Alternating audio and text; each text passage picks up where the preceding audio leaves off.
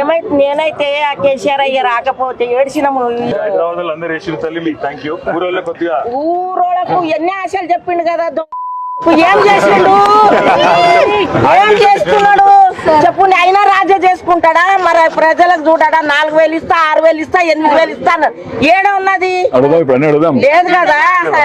ఇంటికి 500 ఇస్తాను, మళ్ళా ఏదో కార్డు మీద ఉంటే 2,500 ఇస్తాను. మరి మరి ఇక ఏడున్నది? ఇదే పింఛన్ సరిగ్గా పడతలేదు సారు.